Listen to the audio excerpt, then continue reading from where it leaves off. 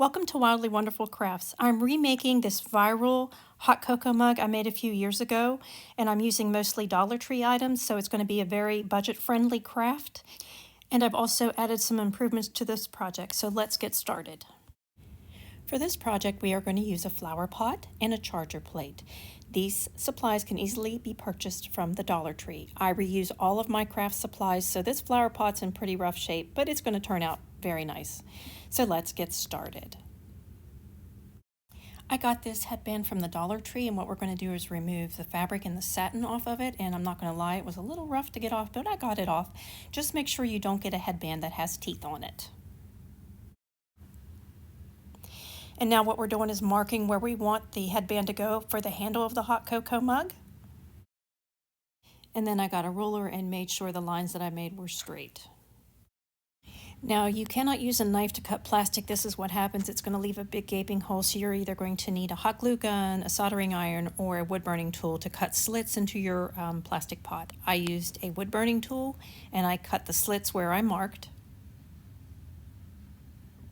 And then once I made the slits that I needed, I put the headband in to make sure it fit through those slits.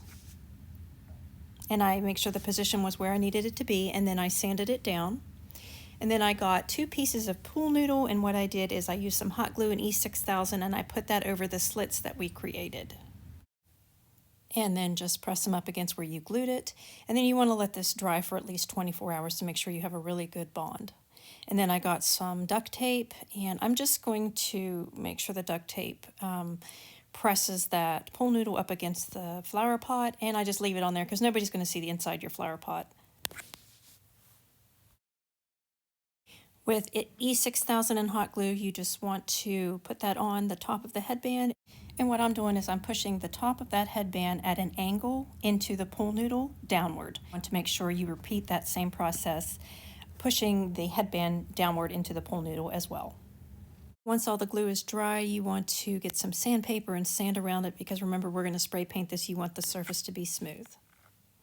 Once you have all that done, then we're ready to paint. You just want to get some Rust-Oleum white spray paint and primer. Now I got some stickers from the Dollar Tree and I spray painted those white as well. And then with some candy pink apple barrel paint, what I'm doing is I'm just painting those stickers pink because they only came in red. I wanted pink and red. So just give it 1 or 2 good coats just to make sure they're covered. Now from the school section at Dollar Tree, I got these paper cutout hearts. They're not in the Valentines section, and some crimson red apple barrel paint. And I'm just going to paint one of these hearts red, but you could use stickers or anything that you have on hand from your Valentine stash.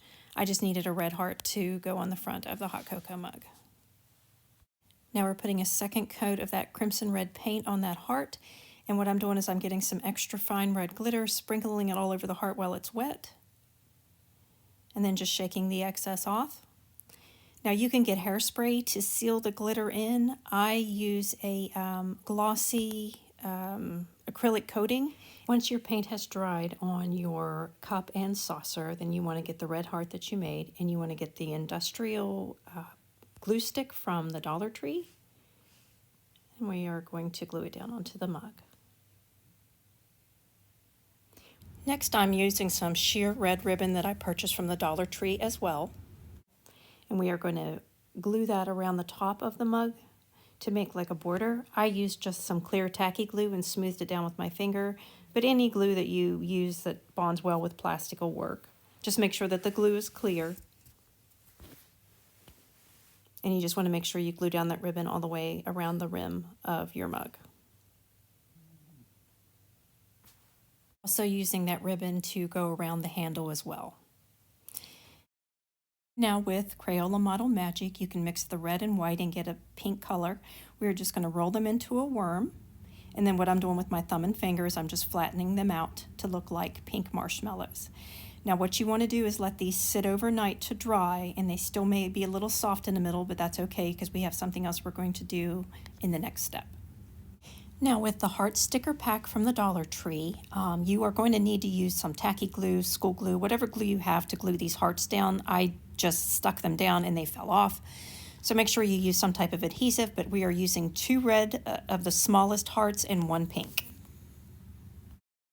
With a piece of cardboard, what you want to do is trace it to the top shape of your mug. And then what I did is I just trimmed around the edges a little bit to make it inset of the mug. You want to cut down 4 pieces of pool noodle and glue them to the mug, E6000 in hot glue, to make a brace to put that cardboard on top. Now this is optional. After I did it, I really didn't need to. I covered the circle with brown foam sheet, and then I glued it down with some more hot glue and E6000. Up next, I got some folk art brown coffee bean paint, and we are just going to paint over that cardboard circle, and we're going to do the inside of the mug, the inner rim, and the outer rim. And this is what it looks like once it dries. Now you want to get some spackling. I got mine from Walmart, and I'm getting that coffee bean paint once again, and you're just going to mix a little bit of it in with that spackling. You don't want to mix too much or it'll get too soupy. And then you can use a butter knife. I used a cake spatula. You want to spread it evenly all around that circle, but you want to make it kind of thick because we want those marshmallows to look like they are sinking into that hot cocoa. And just spread it all around evenly. Once my marshmallows were dried overnight, they were still somewhat soft in the middle, so I decided to cut them in half because I wanted some half marshmallows and whole marshmallows. And you can just reshape them how you want them if yours are still soft. And then next I am just putting the marshmallows, pushing them down into that wet spackling to look like they are melting into that cocoa. And I put them all around in a circle on the mug. And they look like that. And then with the whole marshmallows, what I did is I pressed the whole marshmallows in the center to make a pyramid shape. And then I'm just attaching the ones on top with some tacky glue. And here's what it looks like once it's all on top of the hot cocoa. I got some fabric puffy paint from Michael's, and it's a brown. And what I'm doing is I'm going to outline each of the marshmallows first and then fill in the whole entire mug top. I only did half because this is only for demonstration purposes, but you want to fill it all in, and this is what it looks like once it's completed. And when using the fabric puffy paint, please keep it up from children and pets. I had this project completely done, and my cat came in and knocked it over and ruined the whole front, so I had to take off the heart and the ribbon, and I had to respray paint it. That's why it looks so rough on top. But anywho, it's such as life. We are going to use the larger red stickers from the Dollar Tree, and you're going to want to use some tacky glue or some type of glue and lay it down and then put your stickers on top.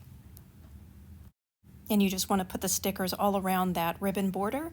And yes, I do reuse all of my craft supplies. That's why that pot has a hole in it. I'm just using it around my house, so it's not very much of a concern.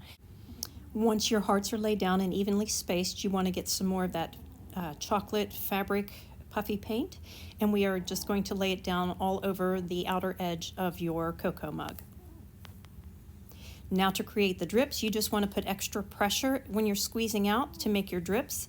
Once you have all your drips laid down, you want to place your cocoa mug in a place that's not going to be moved and just let it sit for 24 hours while the puffy paint dries.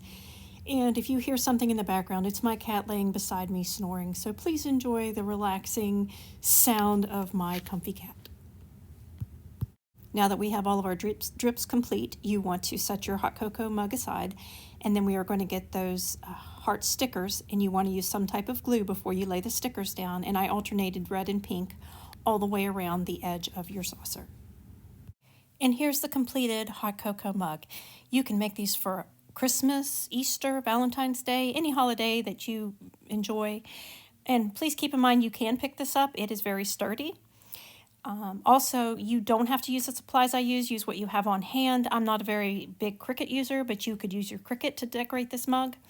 And as always, to support my channel, hit like, subscribe, and always leave me a comment. Thank you so much.